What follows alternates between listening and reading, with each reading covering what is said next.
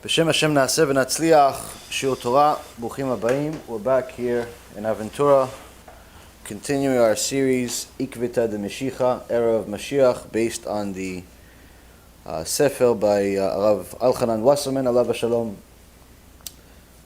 Tonight's shiur will be for a refuah shlema, for Rabbanit Levana bat Sarah bat Levana, Rabbanit Sarah bat Anat, Rav Ephraim ben Shulamit, Orit bat Ilana, Batya bat Sarah, Serach bat Batya, Michal bat Yael, Talia bat Sarah, Yitro ben Avraham, Stefan ben Katarina, Jonas ben Sherry Haley, David ben Esriya, Doris bat Jora, Esther bat Tzipora, and all of Am Yisrael Bezrat Hashem have refuah shlema, refuat hanefesh, refuat haguf, and also atzlacha rabba for Shaul ben Farzaneh, Marsha bat Julie, and her dear daughter Ayla bat Marsha,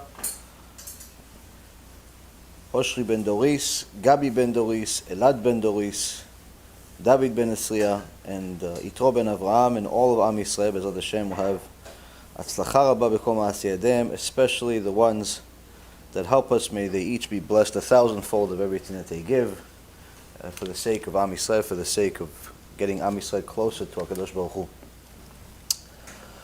So we are back here, continuing the Sefer, the Kuntres by Rav Wasserman, about the things that we're going to see before Mashiach arrives.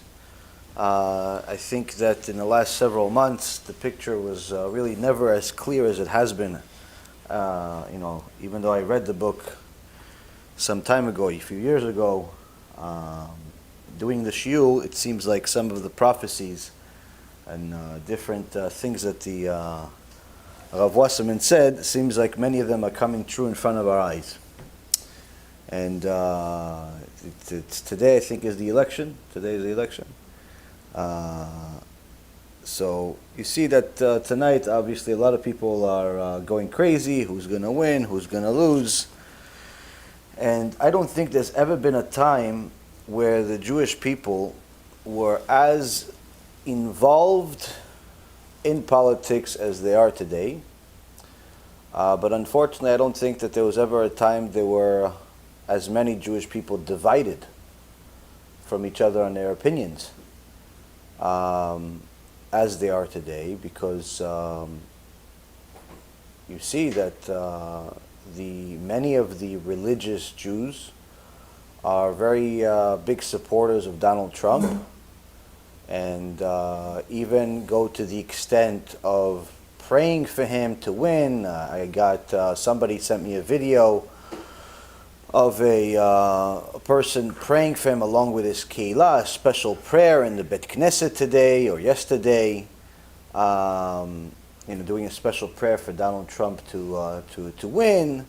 And again, as I said the other day, for all intents and purposes, he's definitely better towards the Jews than Biden is.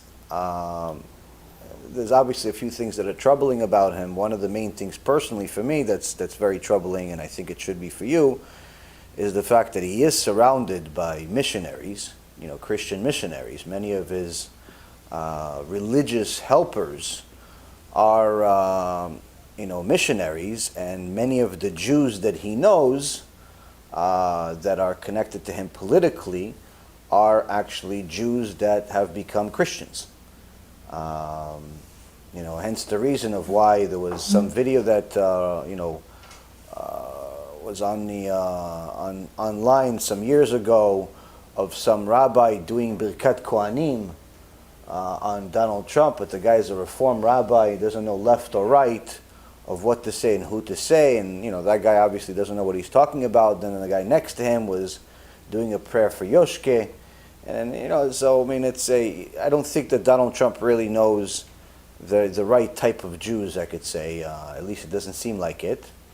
Especially the ones that are guiding his Jewish daughter and his Jewish son-in-law, especially during the times where many of them are feeling perfect freedom to violate Shabbat for the sake of some meeting in Saudi Arabia, claiming that practically everything that they do is pikuach nefesh, which is complete nonsense.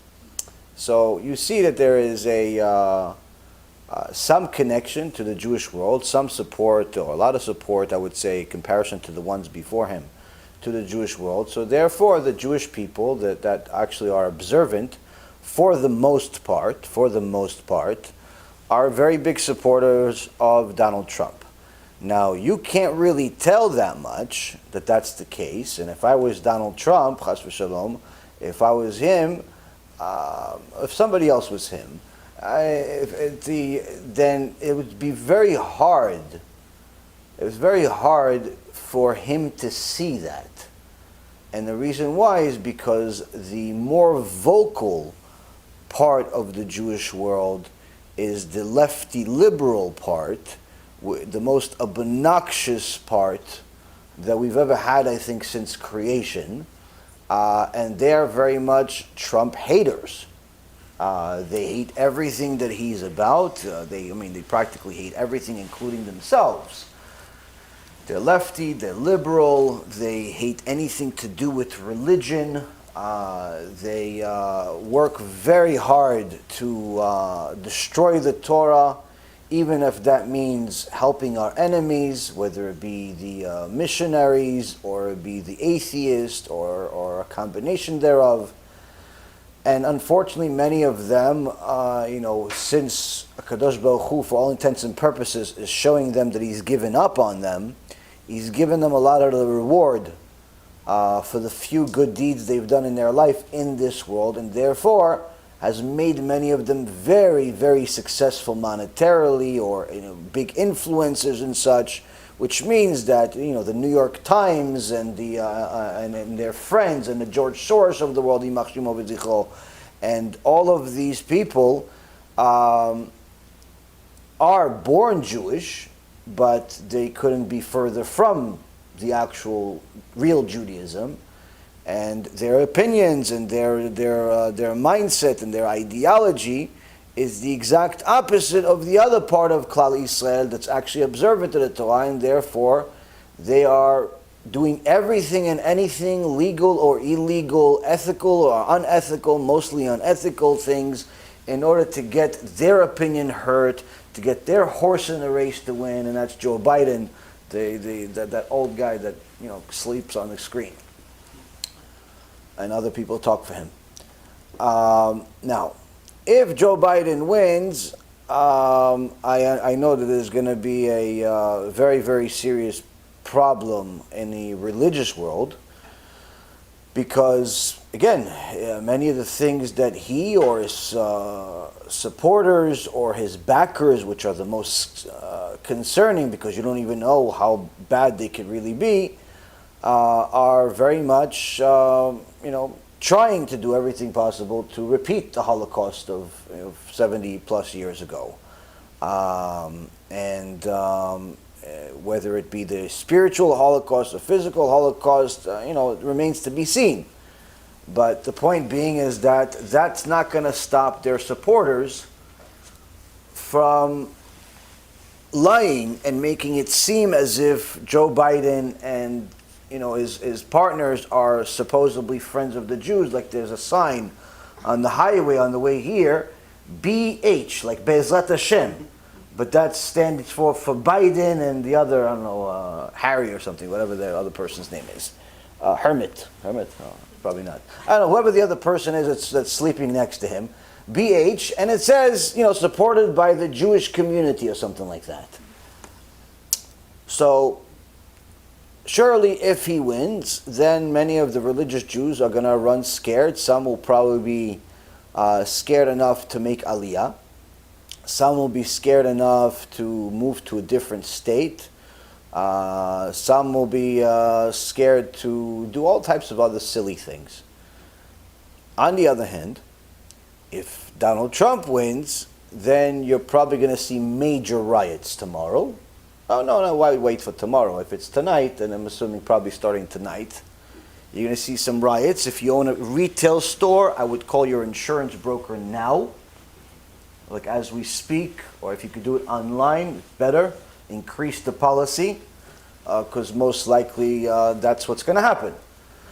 Because the lefty liberals that preach, all types of, equal rights and so on are as far as can be, from that, because in essence, all they do is damage each other. All they do is damage anyone that has a different opinion than them.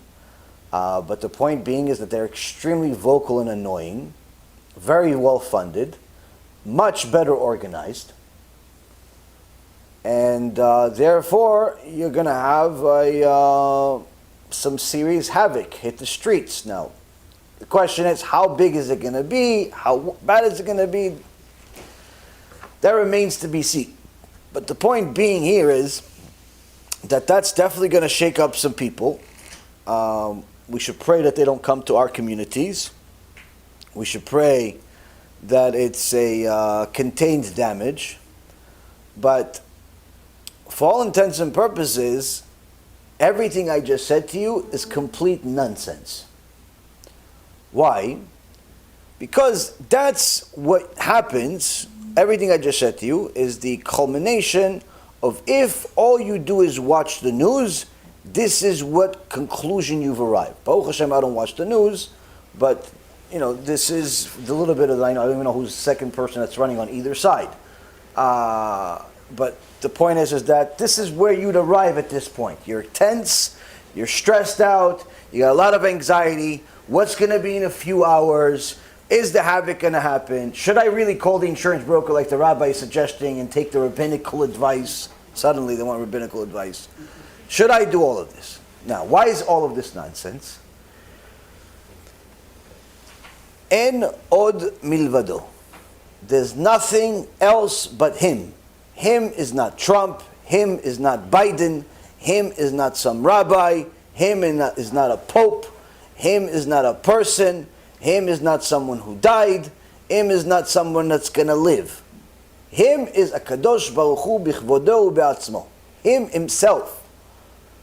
And he alone will decide what to do and which puppet to use in order to do what he wills to do. Meaning, if you believe in politics and you spend your entire life on the internet and reading newspapers and watching blogs or vlogs or whatever they're called, and podcasts of Shapiro and company and his friends in the political world, and all day you're watching the coronavirus conspiracy theorists telling you about how Bill Gates is behind this and his friends are behind that. If that's what you do with your life, you, my friend, might as well be in Gehenom. You might as well, because you're putting yourself in there, because your life will just get worse tomorrow, no matter who wins. Tomorrow, your life is worse than it was today, guaranteed. Why? The conspiracy theories will skyrocket tomorrow. If one side wins, coronavirus conspiracies increases. If the other side wins, then election fraud increases. Or World War III increases. All types of conspiracies and nonsense. Your life is going to be in shambles in a few hours. Shambles. I feel bad to be you. Horrible. It's just a terrible state of living. I would bet there's going to be a few idiots that commit suicide tomorrow. Maybe even, do us all a favor and do it early tonight so we don't have to hear about it tomorrow also. Why I say do us a favor? Because if you're stupid enough to kill yourself over who's going to be a puppet that HaKadosh Baruch Hu is going to use to say blah, blah, blah for the next 4 years, then surely you've lost all reason to exist. Now, tomorrow there's going to be a lot of havoc. If you believe in the news, in the media, in the power of man, your life is about to turn left. A really horrible left. A terrible one. Because starting tomorrow, it's going to be a little bit more difficult than it was today. Regardless of who wins. On the other hand, if you believe in HaKadosh Baruch Hu, that He and He alone runs the world, then Nothing changes. Why? You know that he's the one running the show. You know that he's the one that's going to do whatever it is that needs to be done in order to save as many of his children and bring them back home as possible. And if he needs one puppet over the other, then he'll use one puppet over the other. If neither one will serve their purpose, guess what? A third horse will come in. Yeah, but there is no third one. You say there is no third one. Who you? You said there's no third one. But that's because you assume that you know everything because you watched a lot of TV. And you read a lot of internet articles. And you're biki, you're an expert on all the conspiracy columnists. The ones that are offline, the ones that are online, the ones that are on the black web and the green web and this web, and you're... When we use our common sense to run the world, we destroy it. Why? Because our common sense doesn't make any sense. Because it's a variable that continues changing, it's dynamic based on opinions, and it's simply a nightmare to everyone involved before, during, and after. Now, over the last several months, Rav Wasserman explained to us time and time again that he was experiencing the same exact thing during his time over 80 years ago. Before the Holocaust, before the Nazis, Yimach Shemam V'Zichram, were given the authority to murder 6 million of our brothers and sisters, some that unfortunately acted more like Goyim than they did Jews, like the lefty liberals of today, some that were tzaddikim kedoshim that we could only wish to be the dust under their feet. The reality is, nothing new under the sun today. Nothing. All of the things we're seeing today happened years ago, and even before that, and even before that, and even before that, and it keeps over. If you ever spent some time, it'll take you some time, to read the entire Tanakh with commentary by Rashi. If you actually do that, you put yourself through that, of reading the entire Tanakh, it doesn't matter what you've read thus far, start from the beginning, start from Bereshit, all the way to the end of Tanakh. The amount of stories that you're going to see in there is unbelievable. But even more extraordinary is the amount of modern day reality that you will see that happened already 3,000, 4,000 years ago is even more unbelievable. Nothing new under the sun. Nothing. We had many kings, and many of them were Rashaim. Jewish Rashaim. There were many Goyim, they were powerful, and Hashem destroyed one after another. The more powerful they were, the more they hated Jews. The ones that hated Jews the worst were the ones that were most connected to the Jews. Meaning, your conquerors, your destroyers will come from within you. The more a person was close to being a Jew or a Jew itself, the more he hated the religious Jews, the non-religious Jews, the Jewish people, the Torah, anything that connects Hashem to a unique nation. During the time before the Holocaust, we had many Jewish people in powerful positions, no different than today. Some in the government in Germany, some in different parts of Europe, some in America, and many of them helped the Nazis get to power, get more power, even after they knew that they were murdering Jews. Anyone that reads a little bit about what happened at the Times, for example, how much the New York Times, Yimach Shemam, the owner of the New York Times was a Reformed Jew who did everything he possibly could to hide the Holocaust from the American Jews. He would have a cover page article about some random person that did some random thing in middle America, but the fact that the death toll of Jews in Germany peaked at that point at 2 million, didn't cover it. He gave it like 3 lines on almost the back of the paper. 3 tiny lines, like, almost like those, like the death notices where you have that this person just died, we're buried, this is the address, barely anyone's going to see it except someone that's looking. That's where he put 2 million Jews died. That's it, tiny. And he was himself a Jew. And many things like this. Why is such a person such a self-hating Jew? We actually learn about it in this week's parasha. Parashat Vayera. HaKadosh Baruch Hu tells Avraham Avinu that his descendants will be as great as the stars or as low as the dust. So now, if you're referring to number, then the quote doesn't make any sense. Number one, because we don't have currently even the most amount of people in the world. 2 billion people by the Chinese, almost 2 billion people by the people from India. We're nowhere near that. We're not even a rounding error. 20 million we know about, at best. Some even say it's 13 or 14 million. Whatever. Let's be generous, say 20 million. There's a bunch of them that we don't know about, that we have to confirm, and that's what the MaShiach is going to do, B'ezrat Hashem. But the point is, to say that we're going to be as great as the number of the stars or this dust of sand doesn't make any sense.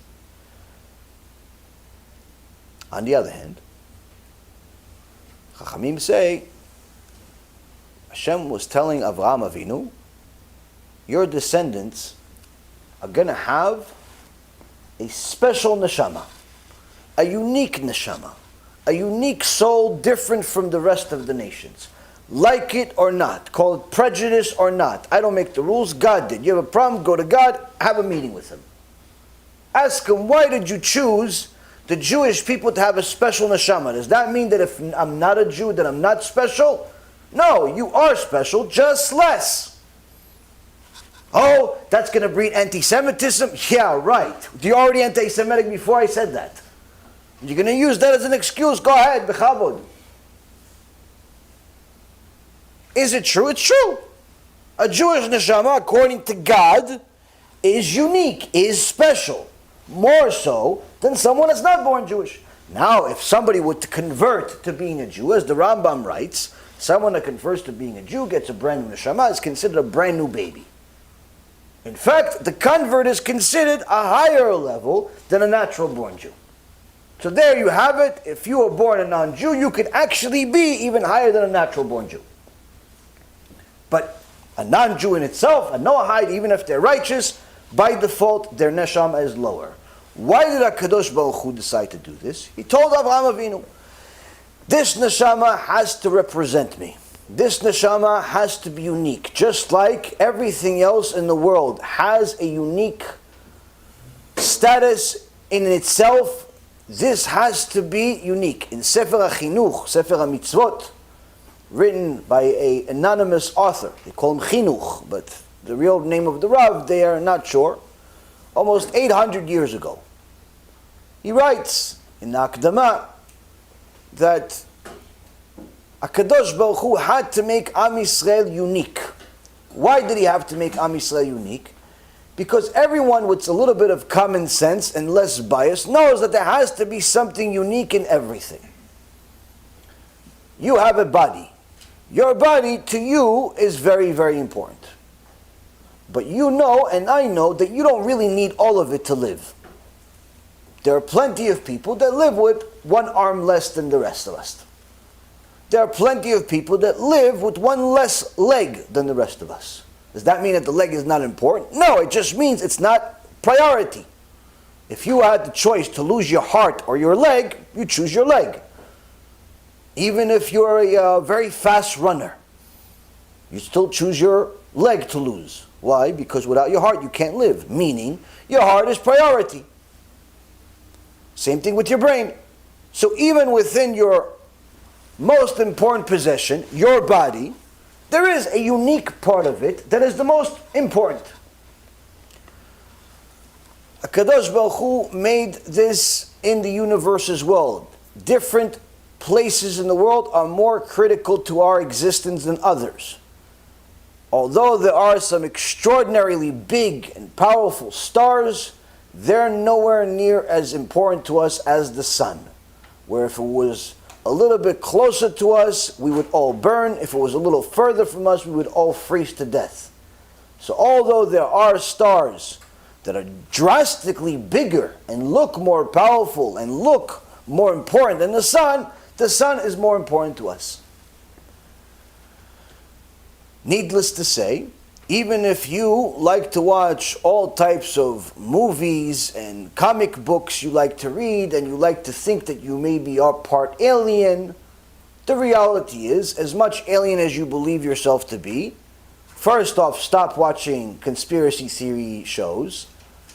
Second of all, you still rely on Earth. And Earth is still your number one planet. Why? If it wasn't for Earth, you wouldn't exist.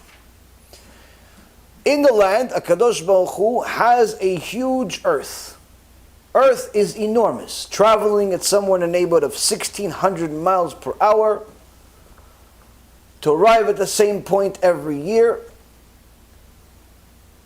And this Earth, HaKadosh Baruch Hu, with all of the land that it has, that occupies approximately 27% of the world, 29%, it's clear to us that this land depends also on the other 71% of ocean, of different things we've never seen before. But would you say, does that mean that the ocean is priority in the world? No. It's not. Priority is the land. Why? You live on land.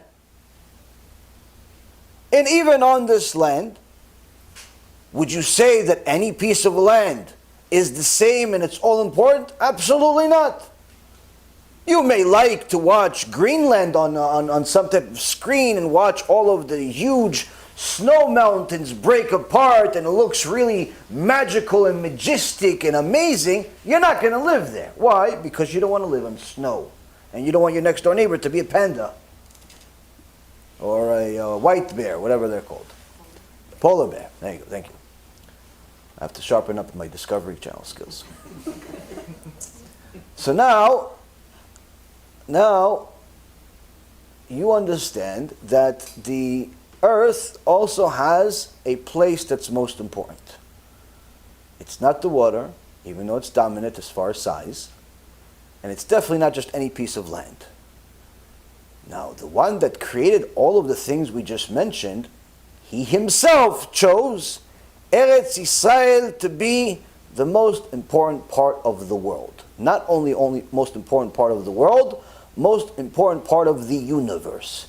That little land that most people do not even know how to find it on a map without a little help from Google. That little piece of land that's smaller than New York State, that little piece of land that you really should have never even heard about, basically based on the size of it and the size of its people, yet you do hear about it every single day, multiple times a day. That little piece of land that has the entire Torah was written in it. All of the events in the Torah, all of the major things that happen on that land are just extraordinary. The three biggest religions in the world depend on that land, even if they are each other's enemies or pretend to be friends' enemies. We call that frenemies. Point being is, that little land, HaKadosh Baruch Hu himself, the God who created all of it, he decided that's priority. So out of the entire universe, and all of the different Milky Ways, and all of the different stars and meteors and suns and planets, out of all of the things that you know about and you don't know about, all the black holes and all of the things that we can't even imagine what they are. All of that, one tiny little piece of land, most important. And out of that, there's something even more important than the land. And that's the Jewish people. Kadosh Baruch Hu told Avraham Avinu, these Jewish people, they have to be different than everybody else. They have to have a different neshama. They have to be equipped with a super neshama. Why? Because even among my creations, I have to have something that's priority, that represents me. Because if everyone was the same, it would be unfair to judge everyone different, meaning judge the Jews more harshly for violating the Torah than judging the Noahites. It wouldn't be fair. On the other hand, it wouldn't be fair to give the Jews such a great heaven and yet the Noahite a lesser heaven. It wouldn't be fair. He's following 613 laws, he's following 7, it doesn't make any sense. How could it be? So there has to be a priority. So these Jews, they are a supercharged neshama. But that comes with a but. What's the but? Because it's such a supercharged neshama, it has the power to be as great as the stars. Meaning, when it follows my instruction set, my Torah, they will be the greatest creation ever known. The entire world, the entire universe will operate for their sake. There will be nothing like them. So if you're a convert and you just joined Am Yisrael and you didn't know this, welcome aboard. If you're thinking about converting, stop complaining about how difficult it's going to be. Do you realize how much of a big deal it is to be a Jew? If you're a Jew and you didn't know this, shame on you. You didn't realize how much of a gift you got for free. Truth be told, though, if you're as great as the stars, you have something to be proud of. Unfortunately, though, Kadosh Baruch Hu tells Avraham Avinu, if they don't follow my Torah, they'll be the worst of all creations. They won't be like the Goyim, because there are many good Goyim, and there are even some bad Goyim. But none of those Goyim will ever have as much significance and impact on the world as a single Jew does, no matter who that Jew is. The world will never revolve for the non-Jew as much as it does for the Jew, even though Hashem loves the non-Jew. And there are some non-Jews that are mentioned in the Torah that are fantastic, amazing people. Job was a Noahide. Ovadia the Navi started as a Noahide, eventually became a Jew, prophet. But the point being is that there are plenty of non-Jews that are fantastic, extraordinary people. They're in heaven right now or still living in the world among us. But still, nonetheless, Kadosh Baruch Hu says the Jew has priority. Why? That's his rules. He decided. But if that Jew does not follow my Torah, he's worse than the worst of the Goyim. Because what he will do will cause more harm to his own people, to the creation around him, than anyone else is even capable of doing. And that's actually what we've seen. That's what we've seen from the self-hating Jews throughout all of history. Whether it's at the time of the Bet HaMikdash, with the Biryonim, the modern day Zionist of the day 2,000 years ago, or with the Mityavnim, the ones that wanted to become Greeks, or even the ones that thought of themselves as Germans before Jews, to the extent that some of them even joined the army of Hitler. Somewhere in the neighborhood of 150,000 self-hating Jews joined the Nazi army.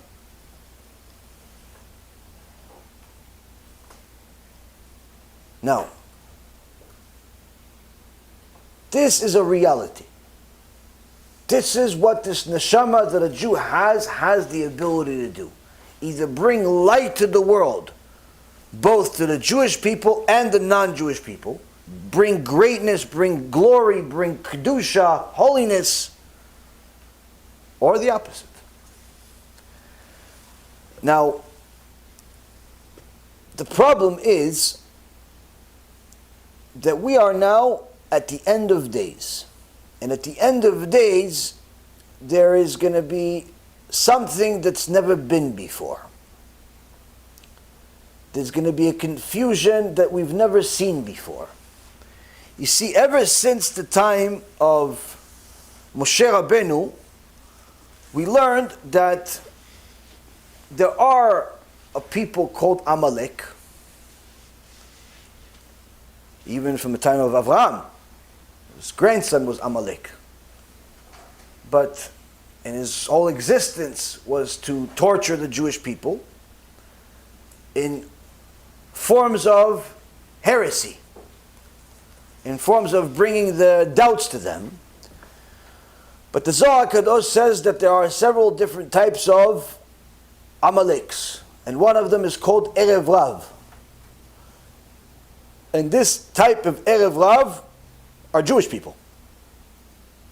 Jewish people that are self-hating Jews, that do everything and anything possible to distort the Torah or destroy it altogether. Now, we've always had these people. What's the difference now? The Zohar Kadosh says, in the name of Rabbi Shimon Bar Yochai, that before the MaShiach comes, the vast majority of the leaders will be Erev Rav. Meaning, what Rav Wasserman, alav shalom, said 80 years ago, which is that, in the name of the prophet Yecheskel, that the number one reason of why Am Yisrael has not done tshuva during his time or before is because of the shepherds, i.e. the leaders, political and rabbinical leaders.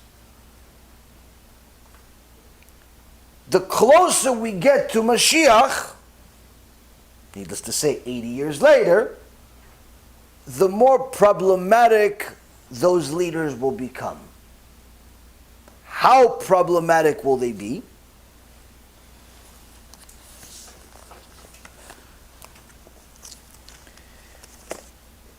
In a Sefer Be'emunato Ichye by Rabbi Yaakov Israel Lugassi,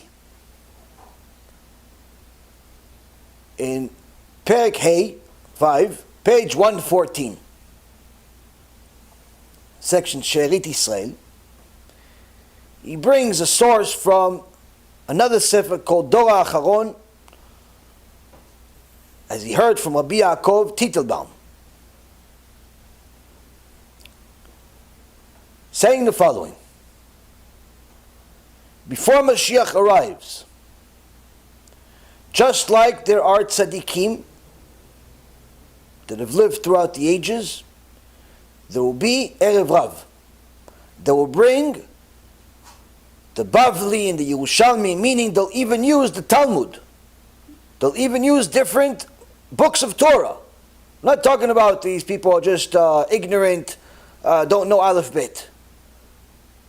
There will be Erev Rav that will bring even the Bavli and the Yerushalmi and different books of Torah in a distorted way. And you must be careful from them. So the students ask, how can we tell the difference of who they are?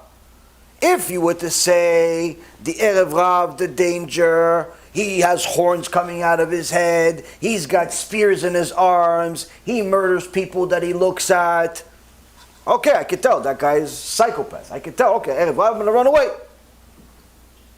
But if you're telling me he looks just like me, he has a long beard, maybe even longer, he has a big hat, he has a rabbinical title, he may have a big keilah, he may have a big position. The point being is that, how could I tell the difference? He looks more like a rabbi than you do.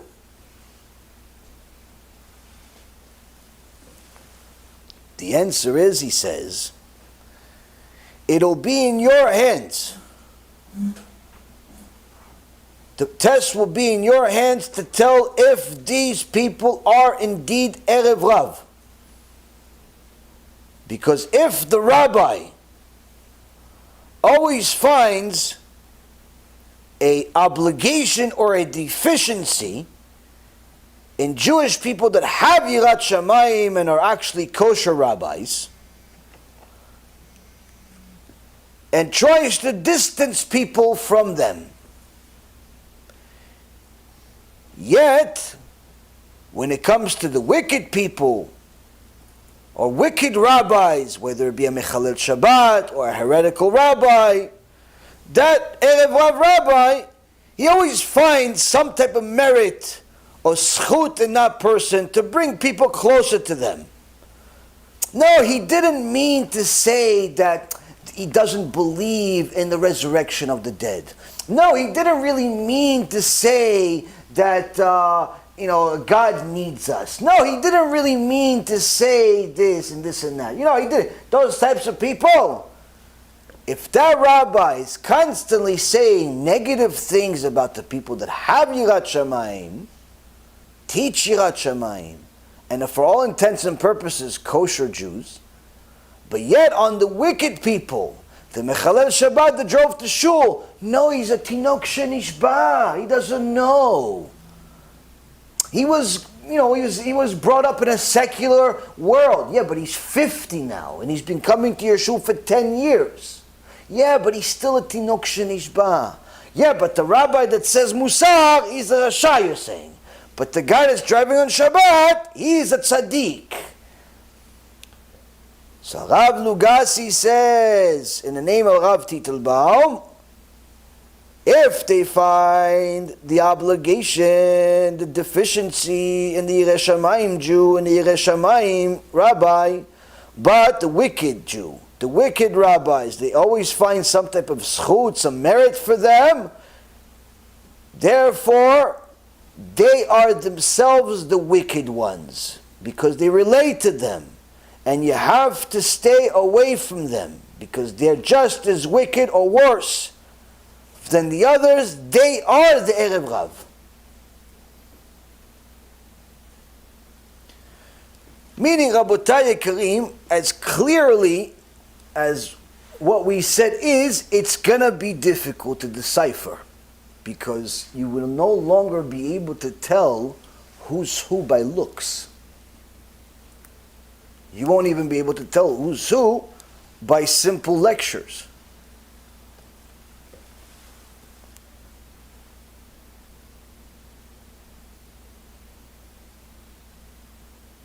The Kovetz HaTorani, Yohu Mishpatecha L'Yaakov, printed in 5760, so a little over 20 years ago, in Shaar Dor V'Dor, page 47, in Ot 10 and 11, Yud and Yud Aleph. He says, in the name of the Rebbe Miruzhin, in the era of MaShiach, the false prophets of Baal will even get fire from heaven. And you must be careful and warn others about them. What is he saying really? If you remember some months ago, we talked about the part of the Tanakh of how Eliyahu Navi fought against over 400 fake prophets all at once. And he said to them, you fake prophets, bring your sacrifice to your idols. And I will bring my sacrifice to my God. Whoever gets fire from heaven to consume the sacrifice, their God is the real one. And the Torah tells us that these fake prophets, they knew their fake God is not going to give them any fire. But they can't say, oh, listen, we can't show up because the people will kill them. So what do? They planted one of their own under the bima, one of their people under the stage over there, to light the fire from under the stage and pretend like as if there was a fire that came. HaKadosh Baruch Hu obviously did not allow this to happen because it would cause many, many to fall even further than they already were. And he sent a little messenger to this little messenger, and that was a snake. Snake came to visit him, had some lunch, and that was the end of the story. So no fire was lit. Whose fire was lit? Eliyahu Navi's fire. It was such a strong fire that it consumed the sacrifice, it consumed the water, it consumed the rock, it consumed the ground. And that was at the time of Eliyahu Navi. And the picture was as clear as day after this happened. The Rebbe Miruzhin says, at the time before MaShiach, these Erev Rav are going to be much worse than the Nevi'ei Baal. Even though the Nevi'ei, the prophets of Baal, the idolatry, they led the entire nation almost to idolatry. They were very powerful. He says the people, the Erev Rav of the last generation will be much more dangerous. Why? They'll actually get fire from heaven. Meaning, whatever they're doing will look like it's working. They'll be the head of major Jewish organizations.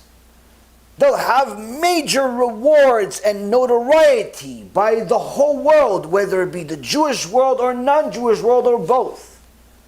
Extraordinary success, billions of dollars, whatever you want to make it, whatever people decree as success or determine as success, they'll actually have it as if they're getting fire from heaven to help them do what they're doing, which makes it seem like he's the right one.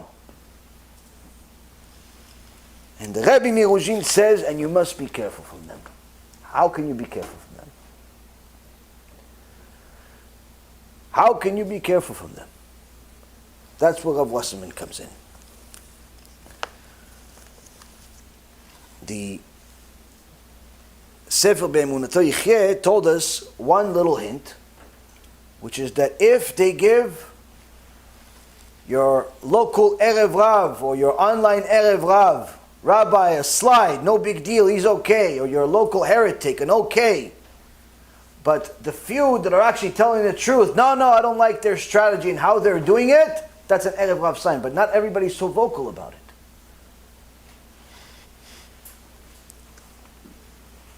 So Rav Wasserman comes in and he says the following, in the name of the Kovetz Chaim.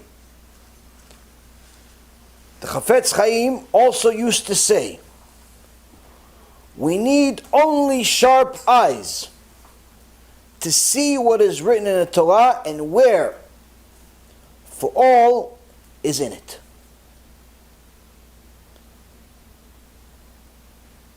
First and foremost, he's telling us that you can't just look at the Torah with your standard set of eyes. Like, hey Rabbi, I looked at Parashat, but I couldn't find what you said.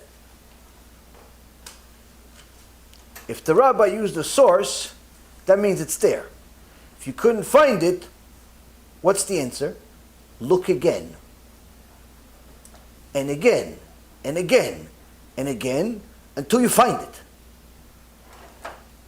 Because if the big Rabbi mentioned it, if the Rambam mentioned it, if Rabbi Ovadia mentioned it, if these big giant Talmidei Chachamim mentioned it, it is more likely they're right than you being. Meaning, yes, you can say, yeah, but sometimes a rabbi is still a human being. He could make a mistake and misquote. Say it's Masechet Moed Katan instead of Ta'anit. Say it's Ta'anit instead of Rosh Hashanah and so on. Yeah, sure, you can make mistakes. But it is, if he is a serious Talmid Chacham, it's more likely you're making a mistake than he did. So look again, and again, and again, and again, and find it. Meaning what? Meaning what? Meaning you cannot just use your standard set of eyes to look for the truth at the time of Mashiach. You have to have sharp eyes. You have to look carefully. You have to look with scrutiny. You have to look with skepticism. You have to look with zealousness. You have to look as if your life is on the line. Meaning, just like your last breath will be the most powerful one because you want to live. Every time you look for a source for something, you have to look with sharp eyes as if your life is on the line. Especially when it's fundamental stuff. Kovetz HaTorani says we only need sharp eyes to see what's in the Torah and where, because all of it is in it. This is also mentioned in Pirkei Avot. Avot, chapter 5, Mishnah number 22. Afoch ba ve'afoch ba dekula ba. Delve into it and delve into it because everything is in it. What does it mean everything is in it? Literally, everything is in it, including you, including today, including this shiur, including who's going to win the election, including how many people are going to die from corona, including everything and anything that has ever happened is in the Torah. Yeah, but how come I can't find it? You don't have sharp eyes. That's why you can't find it. When you do, you'll find it. When you have sharp eyes, you'll find it. Now, sharp eyes come in all types of forms and sizes. But a person knows that when his eyes are holy, he himself becomes holy. That's why every day, we say twice a day, "Velo tatu achei levavchem ve'achei einechem," in Shema Yisrael. Don't stray after your heart, after your eyes. Why? Because your eyes are your windows to your neshama. They are what's going to allow your neshama to grow or be destroyed. If you allow your eyes to look at inappropriate things, whether it be immorality, immodesty, all types of other filth, or heresy, then you, in essence, are allowing all of that filth to attach to your neshama. And little by little are making your neshama go from having the opportunity of being a star to going and becoming dust. From being and having the opportunity to be one of the greatest of all creations to being the worst. No questions asked. Now, the Chachamim try to tell us how much the eyes can fool us. Amar Reish Lakish, Gemara Masechet Yoma, page 74b. טוב מראה עיניים באישה יותר מגופו של מעשה. שנאמר, מראה עיניים מהלך נפש. Reish Lakish said, looking at a woman is more pleasurable than the actual act of cohabitation. As it says in better is the seeing of the eyes than the experience of the soul, which is Ecclesiastes. What does it mean? What does he mean? What is he trying to say here? What, so? What does he think, like a secular person? Gangster? Good from far, far from good? If you understand the Gemara that way, you don't have sharp eyes. But it does mean that a little bit. He's saying the pleasure you'll get from looking at her will be much better than any act itself you could ever commit. But you really think that's the message that one of the biggest rabbis in the history of Am Yisrael ever said? That's really what he's trying to tell you here?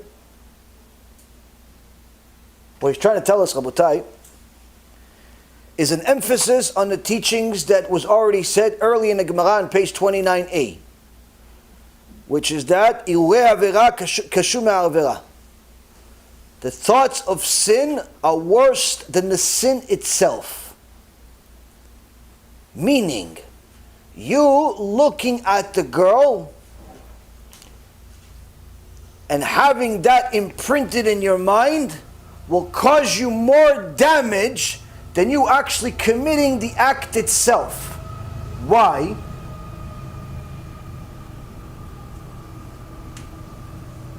Because if you look throughout history of anyone that ever came back to Judaism, or at least was honest about why they left, you'll see that every single one of them left, and there are letters from some of those people. Some I know, and many, many throughout history that I don't know about. Every single one of them, with no exception, left because of some fantasy, because of some desire, where they thought it's better on the other side. No, but I wanted to marry her. No, but I wanted to marry him. No, but it was easier in the church. No, but they were friendlier there. The whole abandonment of the Torah is done because of desire. Of what? Of something you didn't even have yet. Some fantasy. No, but I love her. What do you mean you know her for 2 years? How do you know you love her after 2 years? What do you mean, is not enough time? No! No, it's not enough time. You don't even know what love is. You're 18, 19, 20 years old. But I would die for her. You're an idiot. That doesn't make you a lover.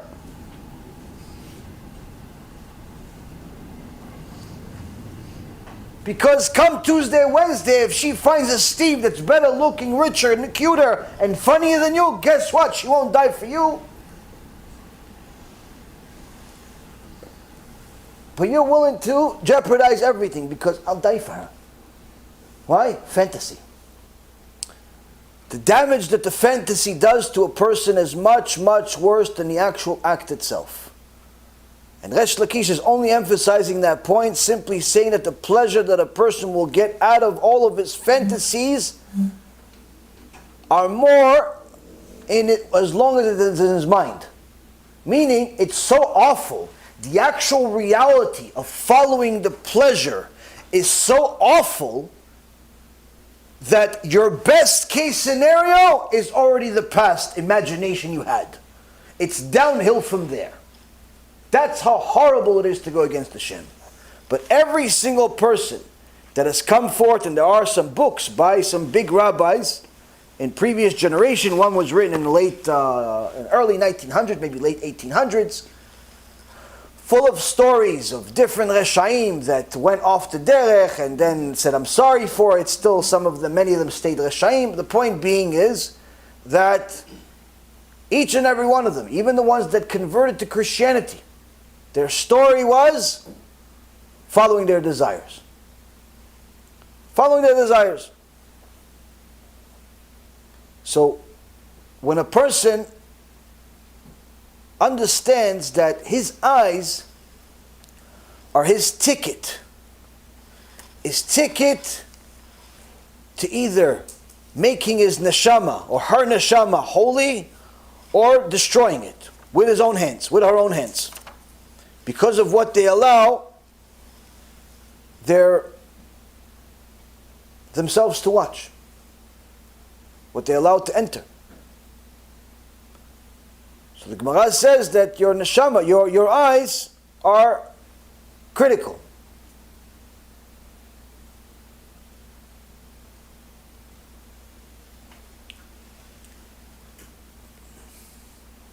Rav Wasserman continues. He says,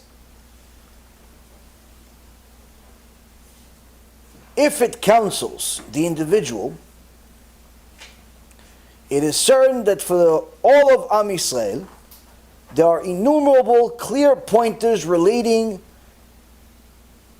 to Am Yisrael's relationship with the nations in the exile. Meaning, if somebody has delved into the Torah and realized that whatever they're looking for is in it, and they've developed sharp eyes, they'll clearly see that anything that you need, including advice for the individual, as well as advice for the entire nation, on any subject whatsoever, including the subject of how to deal with the nations while we're in the exile and not in a position of power. If we do not follow the counsel of the Torah, though, We bring Am Yisrael into grievous danger.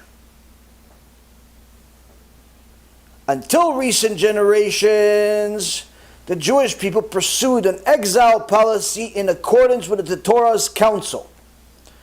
The Tanaim, as quoted by Nachmanides in Parashat Vayera commentary. The Tanaim, before they would frequent journeys to Rome to bring about the annulment of harsh decrees, used to study the episodes of Yaakov meeting Esav, and found there the necessary indications for their work. The Gemara, Masechet Meilah, page 17a, says that there was a time that the Roman Caesar decreed that Am Yisrael could no longer be Am Yisrael, meaning we could no longer fulfill certain mitzvot, trying to destroy the Torah. The sages came together and said, okay, this decree, if we allow it to continue, we're one generation away from there being no Am Yisrael. Meaning, if you tell Am Yisrael, listen, from now on, you can't wear kippahs anymore. It's not good, but it won't destroy the nation. If you tell Am Yisrael, from now on, you cannot eat sufganiyot on Chanukah anymore. The little donuts with jelly in them. It's an old tradition. We like it, especially people like me. But it won't destroy Judaism. It won't. But if you tell Am Yisrael, you can't learn Torah anymore, you are one generation or less away from there being no more Judaism. Why? Because you're not going to know what it says and what it doesn't say in the Torah. The father may know, the grandfather will know, the son will already know less, the grandson will nearly non-existent.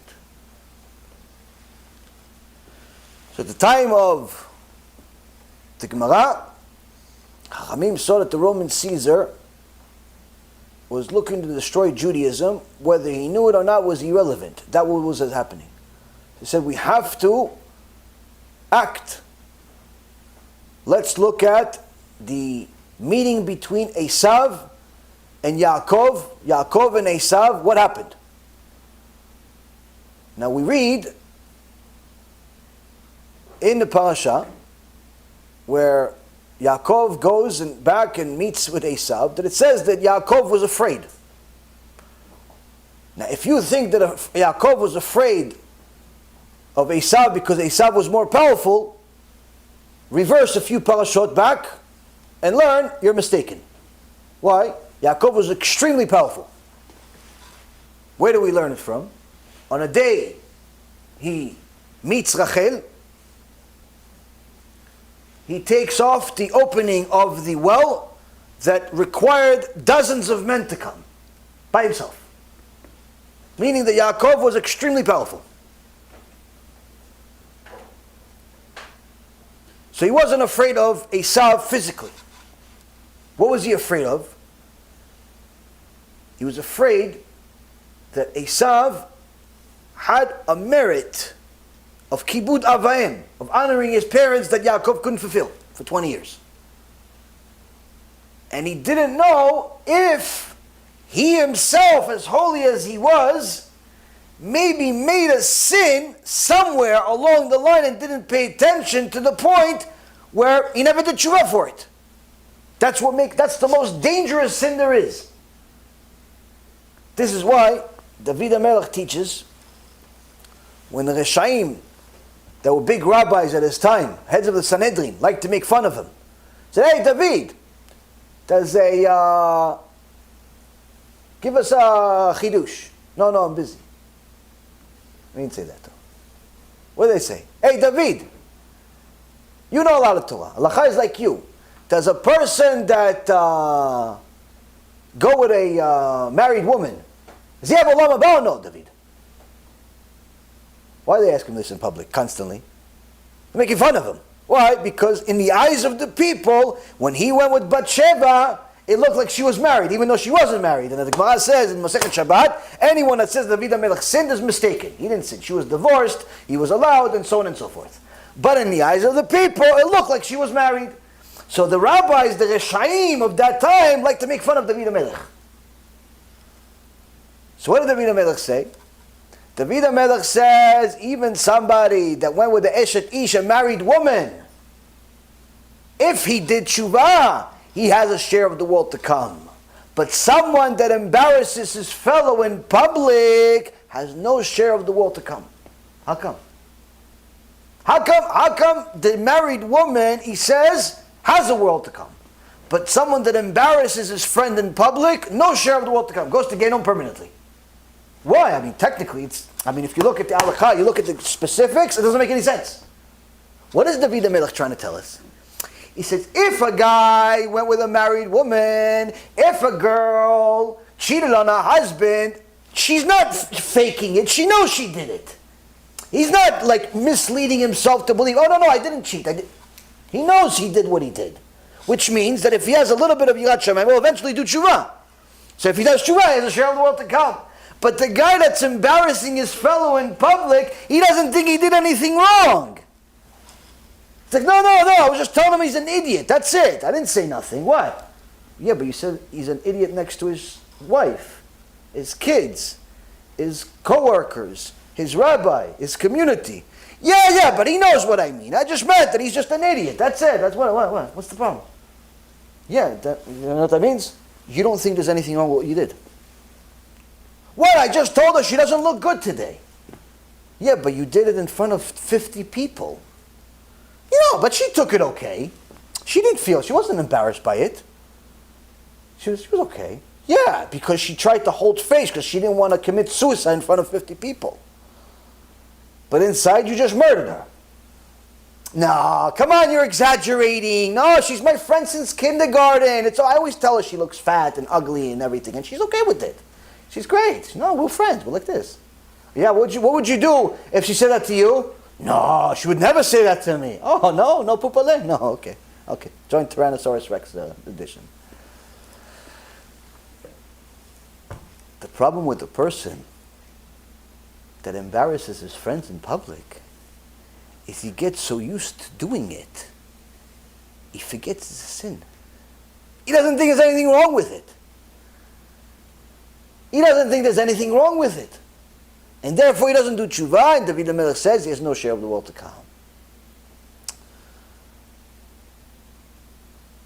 Now sure you're going to say, wait a minute, what about some of the big, important people that are exposed on a day-to-day basis? Some by you, Rabbi. Well, there's a difference. There's embarrassing somebody in public for no reason or your own reasons, and it's embarrassing somebody in public for the sake of the nation.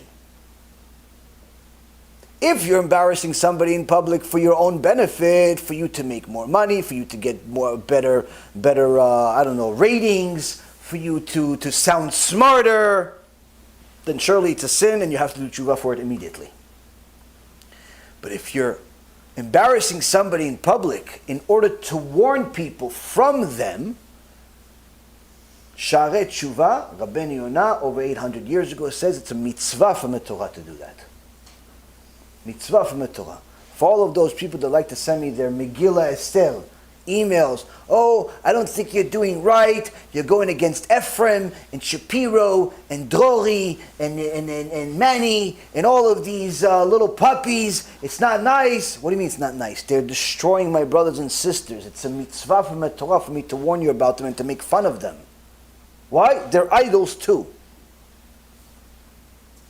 The funny thing is, nobody sends Shapiro any emails about, oh, how come you just tore this politician apart? How come you just made fun of 50 different people on your show? Nobody says it's Lashon Hara to Shapiro. For him, it's a mitzvah to make fun of people politically. For anybody to say that I'm a bad person, mitzvah. But if you say they are hurting Am Yisrael, no, that's Lashon Hara. It's completely demented. But that's what's happening in the world today. People do not know their right or their left, and they simply use whatever few words they have in their vocabulary to say something, not necessarily if it makes sense or not. Now, The Chachamim looked at the parasha telling us the story of what happens between Yaakov and Esav in order to know what to do. And they see that Yaakov, as powerful as he was afraid. Maybe he used his merits already in the past. As he himself said, Katonti mikol hachasadim mikol ha'emet. Hashem, you've already given me so much. I'm nothing next to all of the kindness you've given me. So maybe I've already used my merits in the world. Maybe I've made a sin. Maybe I made a sin that I didn't even do tshuva for. Whereas Esav, maybe he did tshuva since I left and he's more righteous. Maybe he'll kill me on that end, not because of physically. So what could I do? First of all, he starts praying to Hashem. But how do I deal with him politically? Let me bribe him. Let me give him something that he wants that I'm allowed to give. Chachamim see this and they tell Rabbi Shimon Bar Yochai, Rebbe, you have to go on a mission to go and entice the Roman Caesar to change the decree and give him something he doesn't have. What doesn't he have? We don't have no idea. Money, we can't give him enough money, so it won't make a difference. Girls, Shem Yishmor V'Yatzir, what they have over there. We don't know what to give them. So, you're on your way. Okay, what am I going to take with me? Nothing. I take you. You and your Torah, that's enough. Rabbi Shimon Bar Yochai, Gemara Masechet Me'ilah also says in a few other places, I think Avodah Zarah also. Famous story. Rabbi Shimon Bar Yochai goes on his way to go meet the Roman Caesar. Praise to HaKadosh Baruch Hu.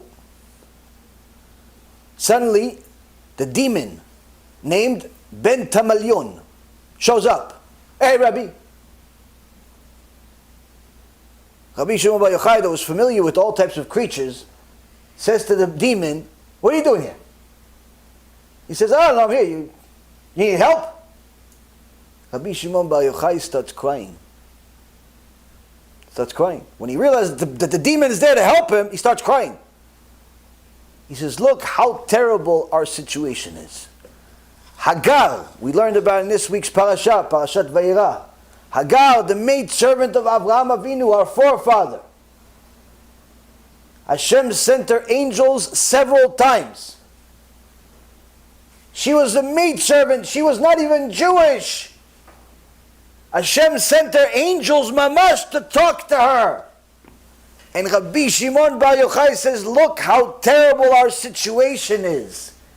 We didn't even get an angel like the servant of our forefather. What do we get? A demon. Rav Ovadia said, look what we got. Ben Gurion. Worse than a demon.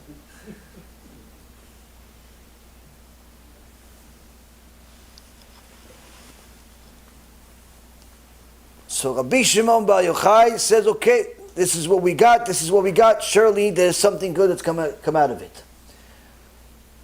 So the demon says to him, okay, I have an idea. What idea? I'm going to go to the Roman. I can just go like this. I don't have to wait for you guys to get there. I can just like that, and I'm over there at the Caesar's place. And I'll just go cause some trouble by entering his daughter and make her go crazy. And no one's going to know why. And that's what happens.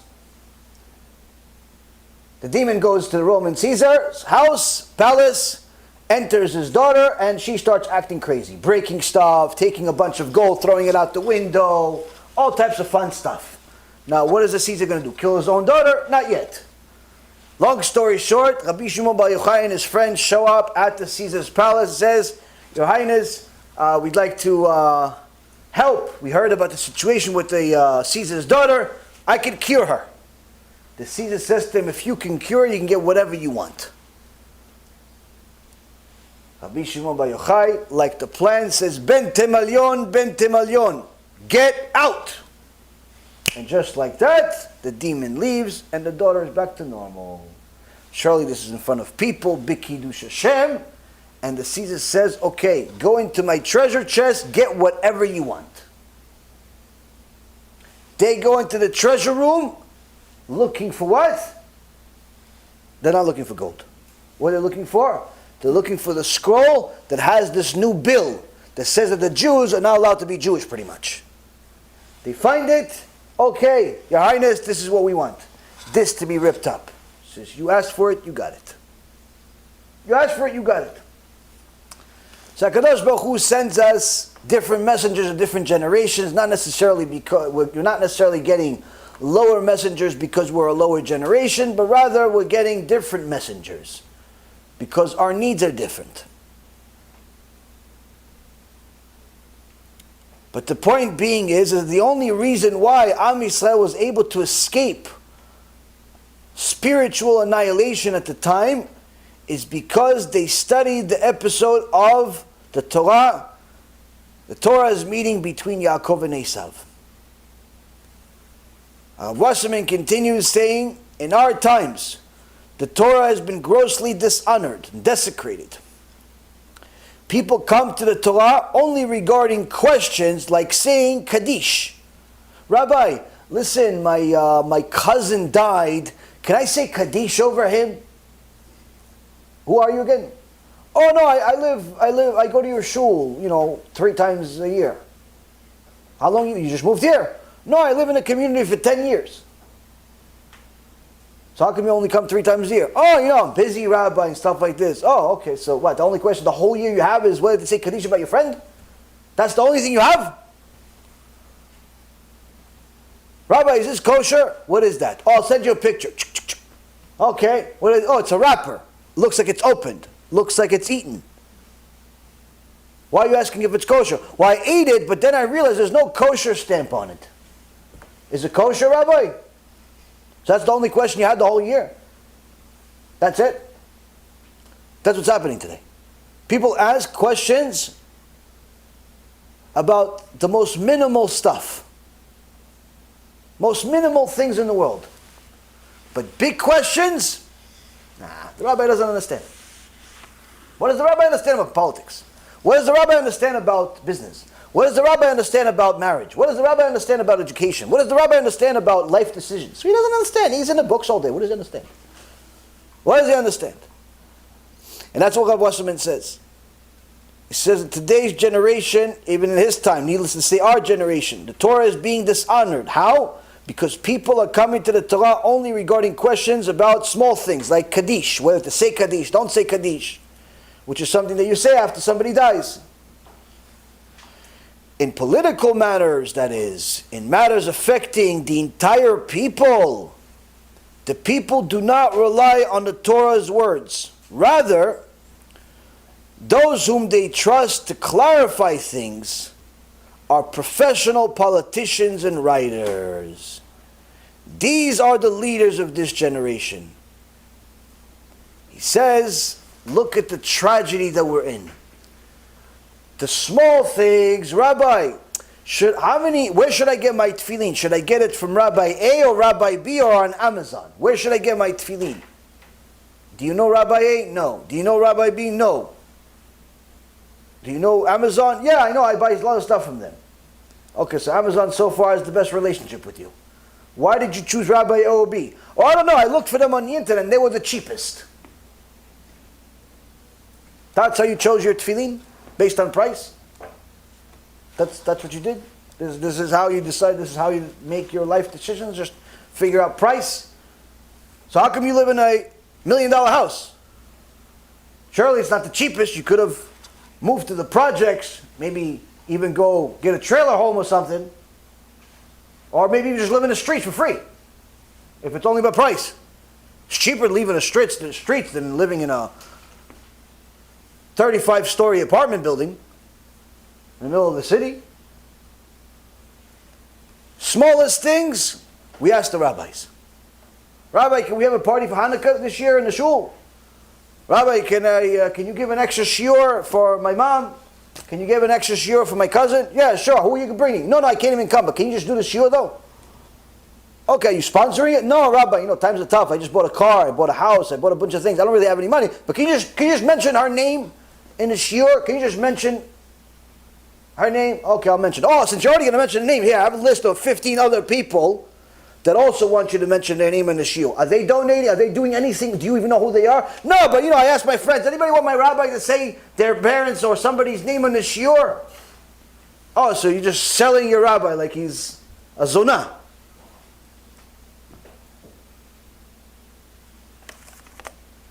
And that's what people do, all day. Say my name, do this, do that. But the big things, they don't go to rabbis. Rabbi, I just want to say goodbye. Well, where are you going? Oh, we're moving to a different state. Well, what do you mean? How come you didn't tell me? Oh, no, I don't know. It was a family decision. It was a family decision and you didn't include your rabbi? You're moving and you didn't include your rabbi? You're moving your whole family and you didn't include your rabbi?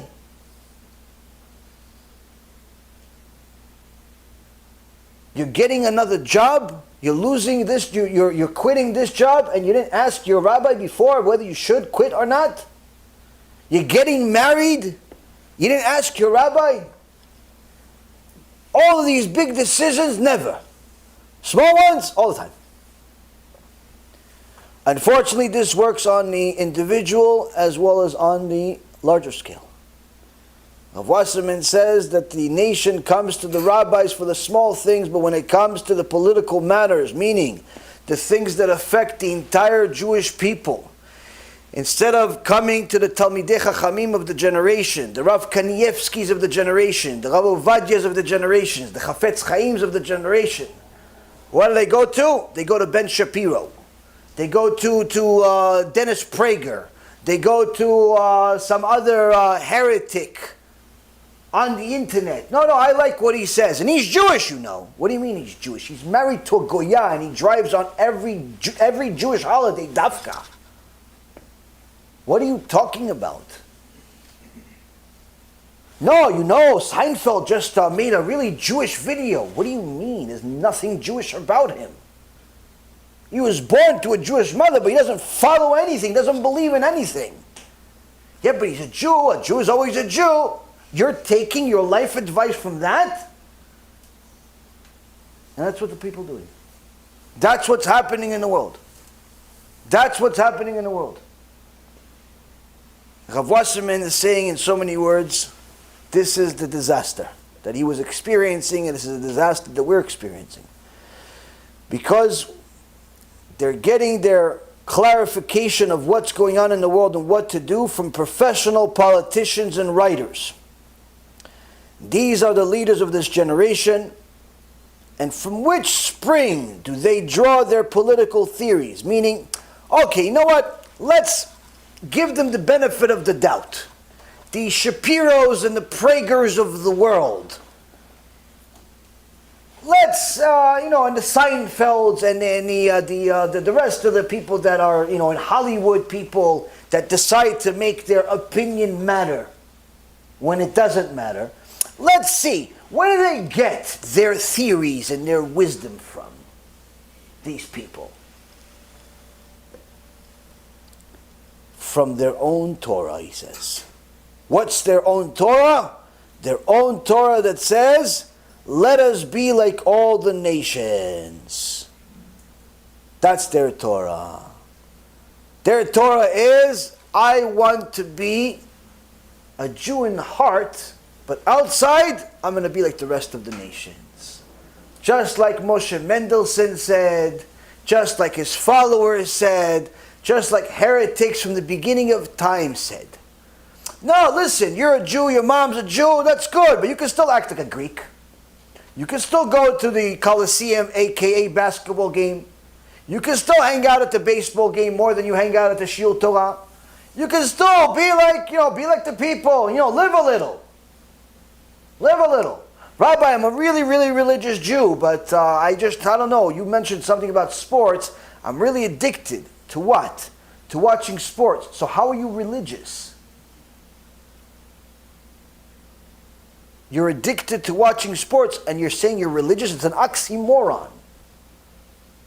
First and foremost, you should know, sports come from Sparta. Sparta was the antithesis of Judaism. A Colosseum simply to highlight the glory of man and the insignificance of God and religion and spirituality. That's number one. Number two, watching and dedicating so much of your time to sports, how do you have any time to learn Torah? When I asked you, do you watch the shiurim? You said, yeah, I watch the clips. What, do you also watch the clips for the baseball too? No, I watched the whole game. From my recollection, from my avonot harabim, when I was a kid, I used to watch a little bit of baseball here and there. Average game is about 3 hours, right? Still 3 hours? Yeah, something like that. Okay, so 3 hours for the baseball game you have. 3 hours for the football game you have. But sometimes you max out. You watch this whole Sunday night, from the morning till night, from 1 o'clock until 1 o'clock, you're watching every game and any game, and you got special TV channels with all the games at once. And I lived that life. All the teams, you know, the scores in the fantasy leagues, and you got 15 leagues going at once, and you got 100 on each one, but there's $1,000 one, and you got all that stuff. So for all of that, you have a lot of time. But for Torah, I watch the clips, Rabbi. It's like, okay, what do you think? What do you think?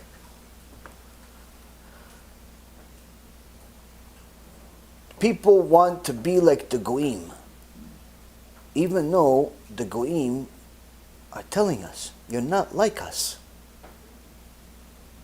You can never be like the Goyim, as much as you try. Why? As much as Shapiro will get his opinions from his secular friends or heretical friends that misguided him to have his faulty beliefs, as much as Prager will continue being a heretic because he cannot get enough of himself and his ego is simply in the way of Gan Eden for him, so therefore he will justify every sin that he possibly can just because it makes sense to him. And all of the like-minded people will justify their behavior, and Goldberg will justify bringing Goyim to his synagogue, and Dror will justify saying whatever feels good, and Manis will justify saying whatever makes money. And all of the people that follow them will continue justifying defending them, and justifying following them. The truth be told is that this is because all of them follow the same road, the same agenda, the same path of wanting to be like the nations, wanting to be free like the nations, no rules, no consequences. They figure that the Goyim have no rules and they also want no rules. The Goyim don't have Shabbat, so they figure I also don't want Shabbat. The Goyim have no limitations on their diet, and they also don't want limitations on their diet. So how come they keep themselves connected? They still put a kippah on sometimes. They still keep Shabbat so and so, a little bit. Sometimes if they know Halachot Shabbat. They still do a few things. Why? I like the tradition. I like the culture. Go join the Indians if you like culture. The American Indians have great culture. They could give you all types of names, like Knight Rider.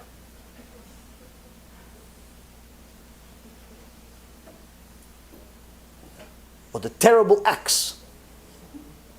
They have great culture. And casinos. Go join one of the cults in India. They have about 80,000 of them. Some worship cows, rats, motorcycles, plants, everything and anything in between. They have culture. If you're going to be a Jew, it's not because of the culture. It's because of the Torah. And the Torah is anything but culture. Torah is a Kadosh Baruch Hu's signature in the world. An instruction set of how to live. If you live it like it's an instruction set from God, the culture makes sense. if you live with it because of the culture, it's only a matter of time before you're only going to be left with culture. One of the famous people that had a great start, but not so great finish, Rav Shlomo Karlibach. He got his education initially from Rav Kotler, Yeshiva of Rav Kotler, one of the Gedolei Ador in America. He eventually abandoned the yeshiva, didn't want to take the whole burden of the learning as much, and wanted to do some other things in the world, but didn't necessarily abandon the religion. Went and joined Chabad under the influence of the Lubavitcher Rebbe. But when that became too much for him too, he in essence started his own thing and did not follow either one of his rabbis. Why? Because his goal was to do kiruv based on the culture. Bringing people together, giving them very, very nice songs, uplifting stories, to get everyone of the Jewish people together based on the culture. But the culture, little by little, became the priority and the Torah became the minority, and unfortunately, he failed in certain places, halachically, that many removed the title rabbi from him. And unfortunately, just 6 years ago, his own daughter said that her father was a reform. And so is she. A person that went and learned under Rav Kotler, Gedolei Ador, biggest rabbi, pretty much 30 to 50% of American Judaism is due to Rabbi Kotler. It only exists because of him.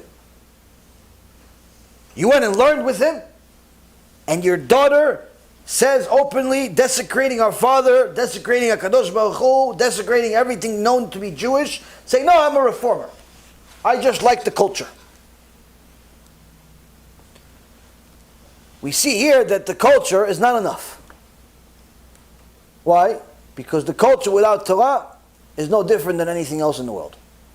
It's no different than some people that pray to mosquitoes. It's no different than people that worship the motorcycle. It's no different than people that drink urine because they think it cleans their soul. It's no different than the people that eat human beings that are thrown in the bottom of the river because they think it also purifies them. It's no different than people that pray to statues of stone and metal. It's no different. Without the Torah, it's no different. Actually, it's worse.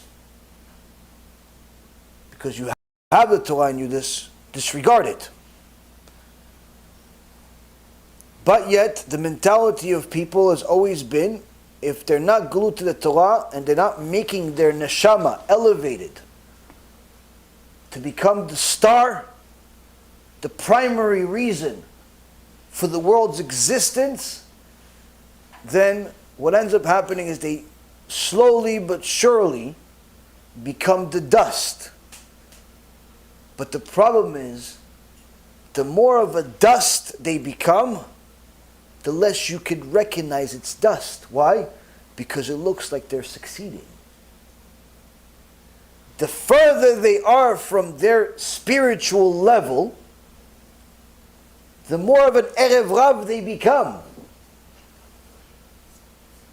The more they become a person that is influencing others to follow their way. Because they're succeeding doing what it is that they're doing, which is against the Torah. So that's why you have people like Dennis Prager, who looks, for all intents and purposes, like a very nice guy. An intellect, makes some decent videos, looks like he's got his head on his shoulders. But He is one of the teachers of the heretical Judaism of the day, based on rationalism. He calls himself a rationalist. That's why he drives on Shabbat, because he rationalizes that you can drive for religious reasons, like driving to shul. Now, Dennis Prager is not the problem, though. Shapiro is not the problem. Drol is not the problem. Menace is not the problem. You know who's the problem? The Jewish community that invites them to speak. That's the problem. They are the problem. When you know that Dennis says that he drives on Shabbat, and you still invite him to your Orthodox shul, you are enabling the problem. You are making the problem bigger than what it already was. And he openly and proudly says, yeah, they always, the religious Jews, they love me. They invite me to their synagogues all the time. And they always say to me, hey Dennis, how come you're not more frum? And then he starts preaching about how he doesn't want to keep Yom Tov Sheni and driving on Shabbat and all the things that don't make rational sense to him.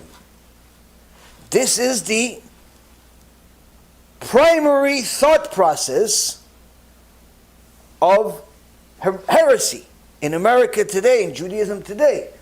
But it didn't start here. Where did it start? Let us be like the nations. Let us be Jewish by culture, but when it comes to the Torah part, if it doesn't make sense rationally, I'm not following it. And these are our leaders. These are our leaders. If you type up the word Jewish on some search engine, you're not going to find Rav Moshe Feinstein on the first hit. You're not going to find Rav Ovadia as the first hit. You're not going to find the Rambam as the first hit. You'll find one of these heretics. Either the ones I mentioned or the ones I haven't mentioned. Some are not even Jewish. Still call themselves rabbi for Messianic Judaism, which is Christianity in disguise. But how come this exists? Because of the notion that we've had already for the last few thousand years, since the time of Yechezkel, let us be like the nations. And Rav Wasserman continues to finalize the point, saying they despise God's Torah. These same professional politicians and writers and leaders of the generation that use their own mentality of let us be like the nations, despise God's Torah. Just as to their mind we must imitate the nations in their whole way of life, so we must mimic their political and party style. These people that want to be like the nations figure that everything that the Americans are doing must be good because they're succeeding. So let us be American. Everything that the English are doing seems to be good because they're on top. So let's just be like the English. And so on and so forth. Little by little, the Jew loses his identity, her identity. And the only resemblance of it that they have is a culture. But even that becomes blurry over time. Because your kids don't want to keep the culture like you do.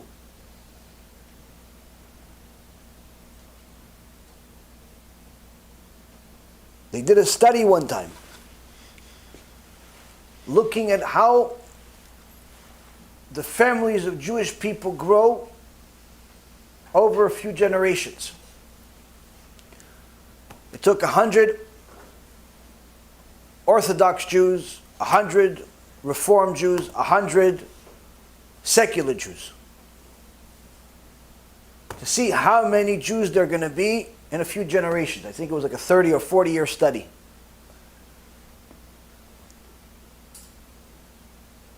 When the study was completed, out of 100 Reformed Jews, I believe there was something like 20 left. 20 left. Don't quote me on the numbers. I have the study on my computer, but I've mentioned it in previous shulim.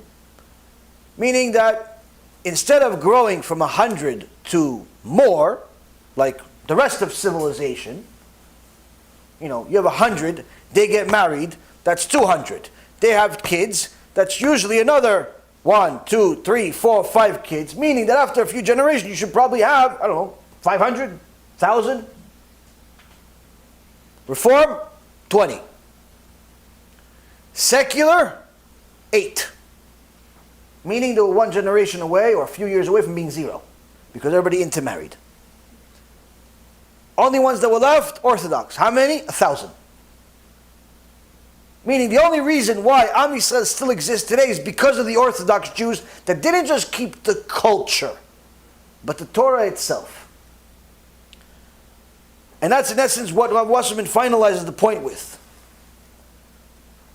He says that these others, these reformed, these secular, these lefty, liberal-minded, these modern-minded, even if they call themselves religious,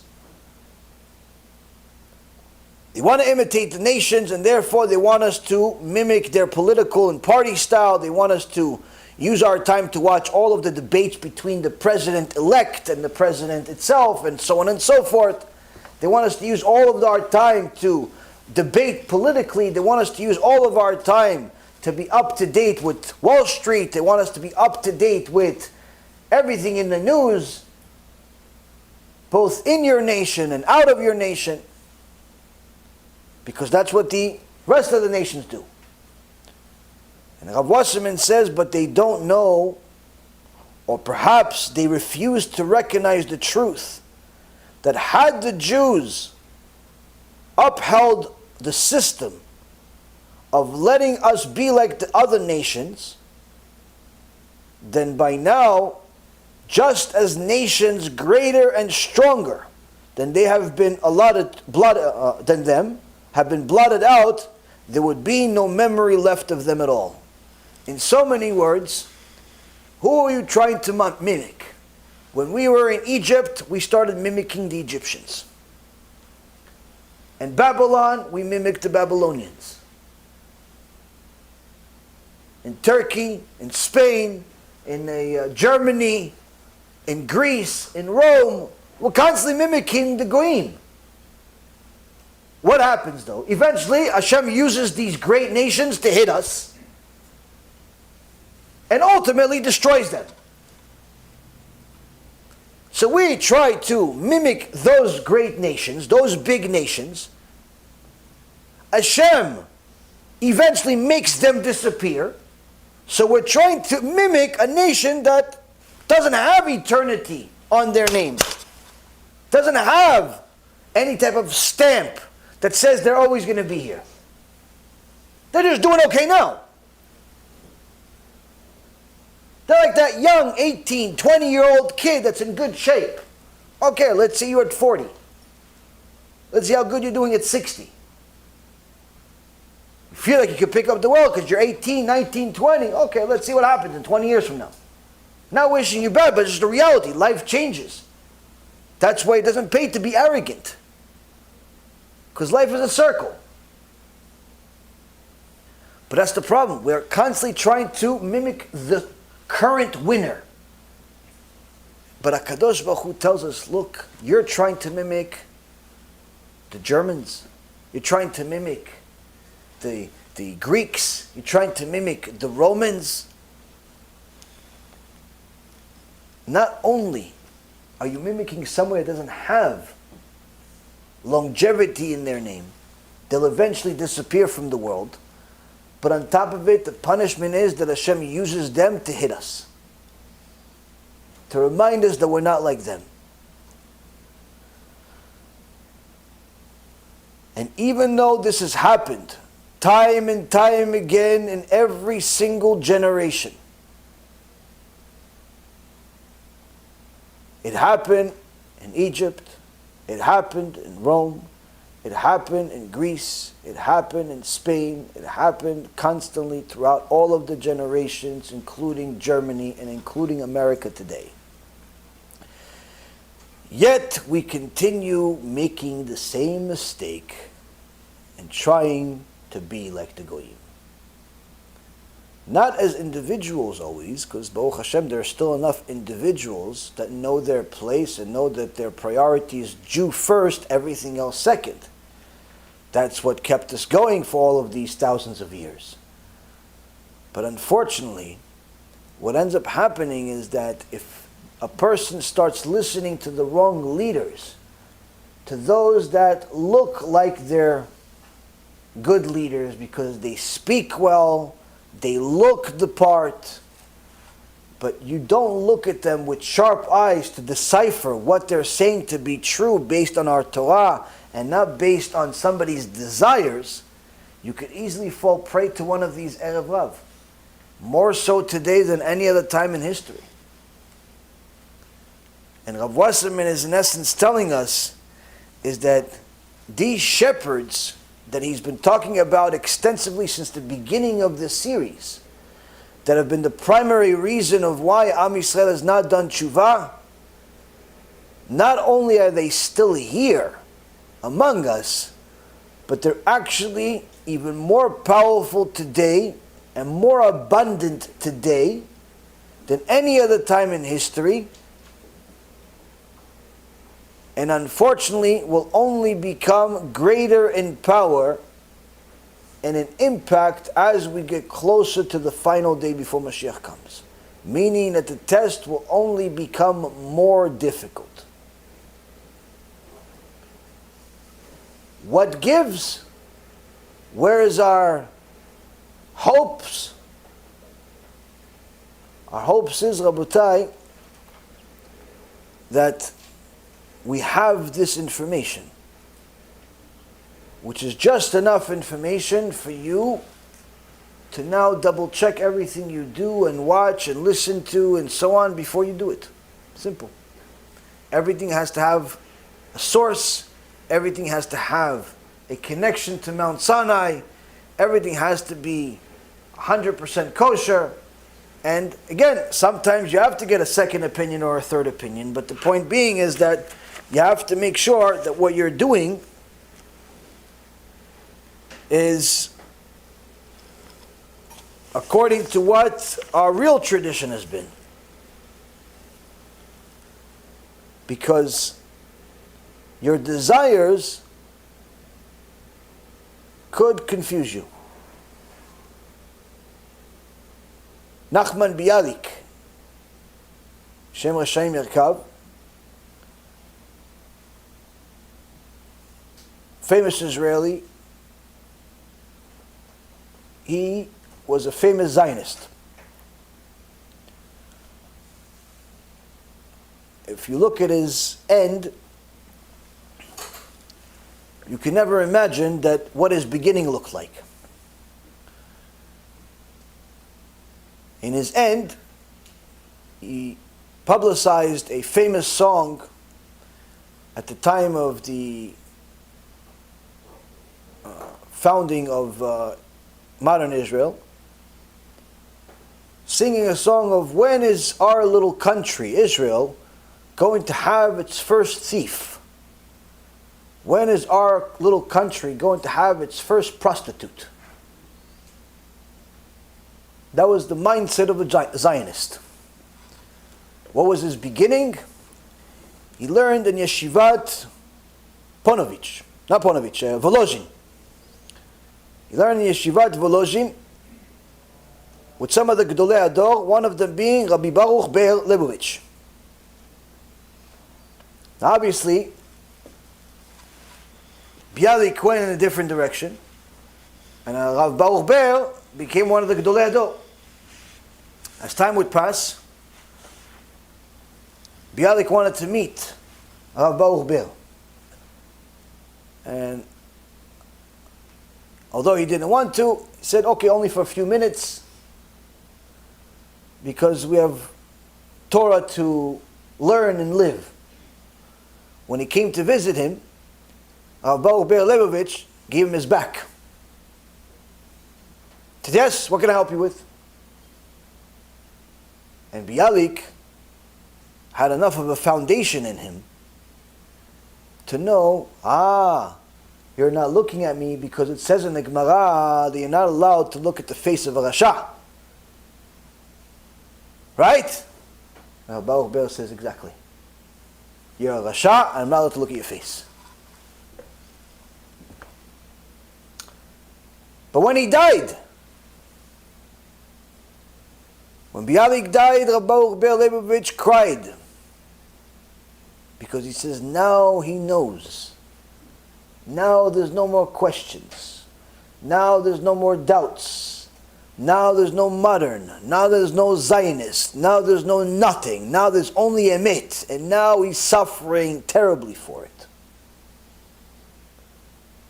So why would somebody that gets the upbringing of the Yeshiva in Volozhin, where they learn there 24 hours a day, 2 shifts of learning, 24 hours a day, because the Rosh Yeshiva said that maybe we're the only yeshiva in the world that's operating, and if there's a verse in the Torah, V'yigita bo yomam v'layla, you have to learn Torah yom v'layla, day and night, and on top of it, im lo briti yomam v'layla chukot shamayim v'haaretz prosamti. It's also a verse in the Torah that says that if there's not my covenant in the world, meaning learning of Torah in the world, at every minute, I'll stop the rules of the world. Meaning that if somebody's not learning Torah in the world, at any moment, Hashem will simply make the world disappear. Not like Noach, 120-year warning. No, just disappears. So the Rosh Yeshiva Volozhin says, listen, maybe we're the only yeshiva in the world that's learning. We're the only people are learning in the world, so we have to have shifts. 12 hours and 12 hours. Meaning at all times there has to be people learning Torah. To have such a yeshiva? So how could somebody that learns in such a great yeshiva turn out to be such a heretic? Simple. Desire. That's it. He did not believe in God. I have a letter on my computer with him telling people that they're making a mistake for violating Shabbat. Somebody said to him, what do you tell people that they're violating to make Shabbat? You yourself don't keep Shabbat. He says, no, we're different. He says, why are we different? He says, you violate Shabbat in public. I violate Shabbat privately. You know I violate Shabbat because I told you. But I don't violate Shabbat like you. I don't drive like you. Needless to say, it's still considered Pharesya. The Gemara Masechet Avodah Zarah says that Pharesya, public sins, means that there's 10 people that know that you're doing it. You don't have to actually be in front of people to make it a public sin. But the point being is that he knew enough. He knew the truth. But he still continued. How come? Desires. This is why Reish Lakish told us in the Gemara Masechet Yoma 74b that the danger of the desire is so great. It's so great that it'll fool you. It'll fool you that it's the best thing in the world. And if you don't realize that the greatest pleasure you could ever get from those desires is simply in your imagination, because everything else from there is downhill, then you've already fell for the desire, and it's only a matter of time before you fall in even deeper. Because thinking about your desires at all times and allowing yourself to think about those desires, allowing yourself to explore those desires, allowing yourself to follow your desires, allowing yourself to make your own rules as if God didn't make a set of rules, allowing yourself to, in essence, be your own leader, your own God, your own rabbi, your own anything, and not putting your head down to the Torah Kedosha, to HaKadosh Baruch Hu, not putting your head down. Because it doesn't make sense to you. Unfortunately, Rabotai, the path is not a good one. Because there is a saying, a lesson. The Chazal teaches us that the Daat Baalei Batim Hafuch min Torah, the natural mindset of a average person is the opposite of Torah. Meaning that unless you glue yourself to the Torah itself, not just by reading it, but also by complying with what it says, then at best case scenario, you'll be a Baalei Bayit, you'll be an average person. And if it's not necessarily the biggest crime in the world to be an average person as long as you follow the Torah, but if you're an average person and you're not going to follow the Torah, meaning you're not going to follow what the rabbi said, you're not going to follow what HaKadosh Baruch Hu said, you're not going to follow what's clear as it possibly can be, according to the great sages that HaKadosh Baruch Hu instilled into the world, you're just going to follow your own opinion, then guess what? You're bound to fail. Why? Because that's one of the rules in the world, that the natural inclination, the natural mindset of a Baalei Bayit, a regular person, is the opposite of Torah. So much so that at the time of the Chazon Ish, there was one guy that was an average person. Every time they would ask a question in the Bet Knesset, he'd always get it right. They go to the Chazon Ish, they ask, yeah, that's what he said. Yeah, that's right. They go again, they ask a question, that guy said, oh, that's what it is. And he would get it right constantly. They thought maybe he's a hidden tzaddik or something. But no, they checked, nothing. He doesn't study, he doesn't nothing. He sleeps all day. What does he do? Nothing. So one day they said, listen, how do you do it? How do you always straight and say exactly what the Chazon Ish says? He says, who's the Chazon Ish? Well, no, it's the biggest rabbi in the world today. Oh, okay, no, I don't know, I didn't read his book. So how do you say everything he says you say? He says, I don't know about what he says. All I know is, whatever everybody else is saying, I see what they're saying, I say the opposite. And the opposite is always Daat Torah. Chazon Ish is Daat Torah. Unless you glue yourself to the Torah, you're going to be the opposite of Torah. All the time. All the time.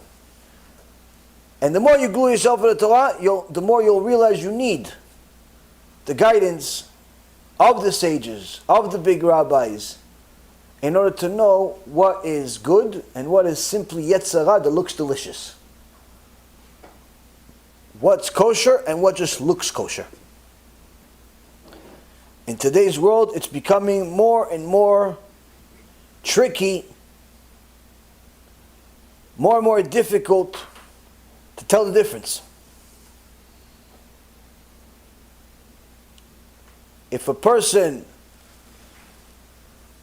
follows what the Torah says, they'll have a fantastic life and fantastic end. An end that doesn't end. If a person follows their own mindset, then they're only a couple of steps away, a stone throw away from being a heretic. And when it comes to being a heretic, when it becomes to being a atheist, when it comes to being a heretic in the foundation of the Torah, of the principles of the Torah, one of the things that the Brisker Rebbe said, which Rav Wasserman quotes in Kovetz Maamarim, is that when it comes to heresy, or kfirah better yet, there is no accidental sin. There is no such thing as an accidental sin. Meaning, a person cannot be an atheist accidentally. It's not possible. Why not? Because even if you didn't have a Jewish upbringing, you still had a brain. Even if you're not Jewish, you still have a brain. And your brain was created by the Creator. And the Creator knows what kind of brain He gave you. And He knows that your brain surely knows that there has to be a God. You're just denying God because it suits your ego. It suits your agenda. It suits your desires. Meaning that your atheism is on purpose.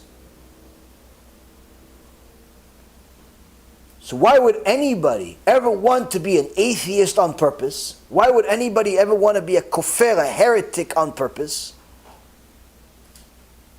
Desires.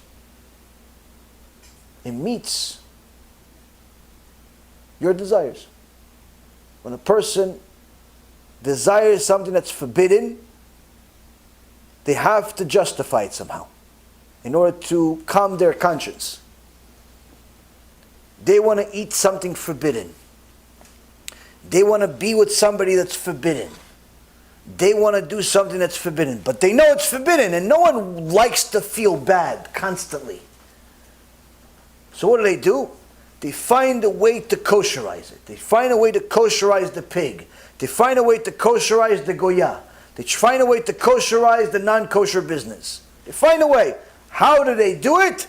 They find someone that they can buy in order to make it kosher. Some Erev Rav rabbi is going to tell them, listen, what you're doing is not only it's okay, it's a mitzvah. Oh, it's a mitzvah for me to work on Shabbat? Yes. Even though I'm only a plumber? For sure. Even though I'm only a dentist? Absolutely. For kids? Definitely. A dentist for children. You know, those kids that their teeth don't even stay. Like, you're giving the kid that has the teeth that are not permanent a dental treatment, which is one of the most absurd things in the world. His teeth are temporary. Why are you going to the dentist? Just wait long enough and it comes off by itself. But no, the rabbi told me I could even do this as a mitzvah on Shabbat. Why? Because I give masil. I give tithe with the money. That's why it's a mitzvah. It's allowed for me to be in a cash advance business that destroys people's lives because I give maser, I give tzedakah. It's allowed for me to be with the goya. Why? Because she's a nice woman, and she likes God, and she tells me I should go to shul all the time.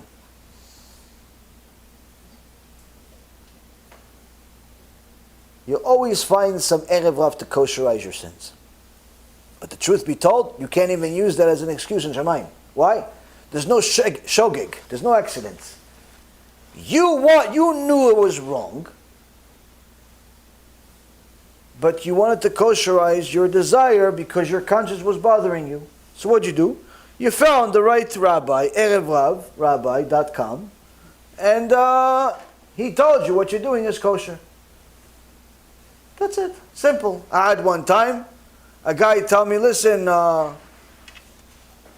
I'm with this woman, I want to get married, but the rabbi said that he can't marry us. I said, why not? Because she doesn't have any proof that she's Jewish. I said, okay, so is she Jewish? He goes, yeah, she's Jewish. So what tells you that she's Jewish? She keeps Shabbat? No. Her parents keep Shabbat? Absolutely not. They eat kosher? Not at all. So what makes her Jewish? No, she's Jewish. She knows she's Jewish, back from Poland. You know, they were Jewish there. But you don't have any documents that show that they're Jewish? No. I said, okay, so I'll have to go convert. Yeah, that's what he said too. I said, okay, so what do you want from me? No, I figured maybe you could do something for me. I said, yeah, I can tell you she can go convert or I can hang up on you, whichever one comes first.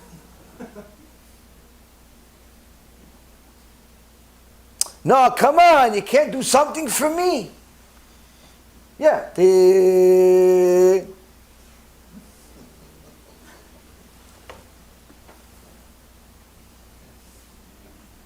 But guess what? It wasn't even a month later. He found some kofel that did it for him. Oh, sure she's Jewish. Just look at her. She's Jewish, of course. Yeah, you're probably, your ancestors come from Poland. Yeah, from that town over there. Yeah, my tata is from there too, of course. Yeah, of course. You know, it's like the old joke. Guy wanted to get the rabbi to say Kaddish on his dog. Dog died. He said, Rabbi, can you do Kaddish on a dog? No, come on, we're embarrassing the Torah. Okay, fine, I'll just take this $100,000 check to the reform guy across the street. I didn't know he's Jewish. No, come, tatale, come. What was his name? That's what happens. Why? Heretics are always for sale. But you can't blame them when you go up to Shamayim. Can't blame them. You have to blame yourself. Why? You have a desire. If you choose to follow a desire that's against God, it's your fault. If you want to calm yourself down by going to a fake rabbi to justify it, it's not going to make it good, and Shemaim makes it worse. And I have quite a few stories of people that are falling into this trap, falling after their desire, falling into the kosherizing way of their desire, only to find out 5, 10, 15 years later they made a mistake of their life, but it's almost impossible to fix. Almost impossible to fix. I got one guy, I feel bad for him to the point where there's nothing I can do for him. Why? The only way he can fix his life is to abandon all of it. Like literally, pick up and leave. There's nothing else he can do. Nothing. There's no way to fix his life. He has to simply run away from home as an adult, 50 years old adult. That's the only way to fix his life. There's no other way. Why? It's that messed up. Sometimes it's that messed up. No, but can't you fix it? No, he's married to a missionary. Can't fix that, buddy. So why can't he just get a divorce? Oh, because he's got 4 or 5 kids. And because of a lot of other issues. And the point being is, sometimes you dig a hole that's so deep, you can't jump out of it. You can just hope somebody throws you a rope or something. So, it's very easy to follow our desires. There are many, many celebrities that are doing it.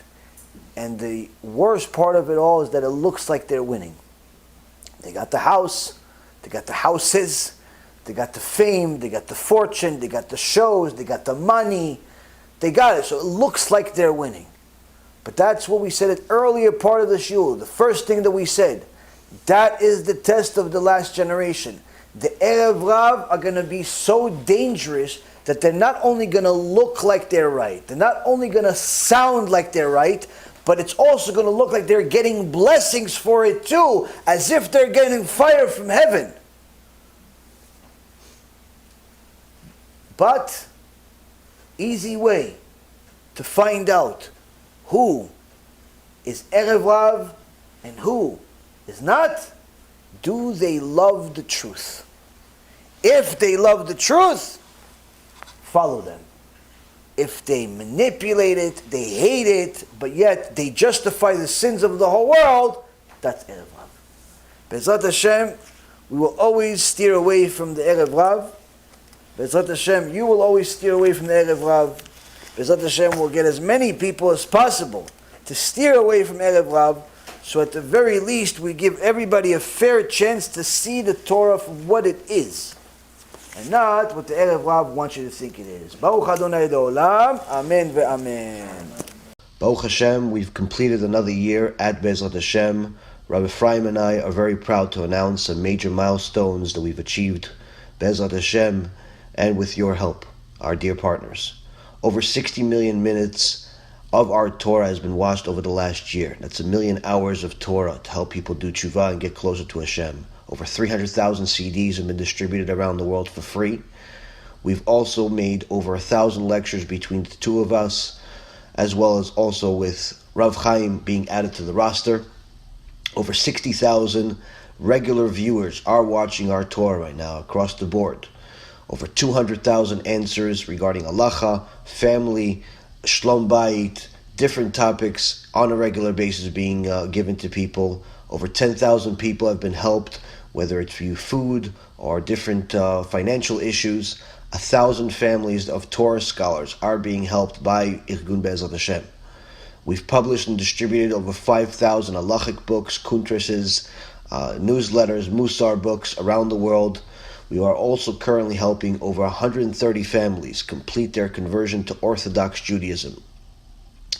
Our TV channel continues to grow, our YouTube channel, our Facebook pages, our WhatsApp pages, everything continues to grow, Baruch Hashem. Thanks to Hashem, and thanks to our dear partners. Be'ezrat Hashem, much more next year. B'Shem Hashem Na'aseh V'Natzliach, we're very excited to offer you the new Be'ezrat Hashem app 3.0. It's a newer, faster app, full of Torah, lots of Kedusha, by the shiurim that we do, myself, Rabbi Ephraim, Rav Chaim, where you'll have also newer features where you're able to use the app while you're using other applications on your phone. You'll be able to share the lectures directly from the app. You'll be able to donate online and support our Cube and our Torah work that we're doing. And the most exciting feature is that you'll be able to actually ask questions directly on the app and get answers from the rabbis directly from the app. This is something unprecedented, and Baruch Hashem will be able to offer it. Thank you again for all of your support. Check it out. Make sure you have the kosher Torah that will re-energize your neshama each and every single day. Call to B'chava Tzlacha.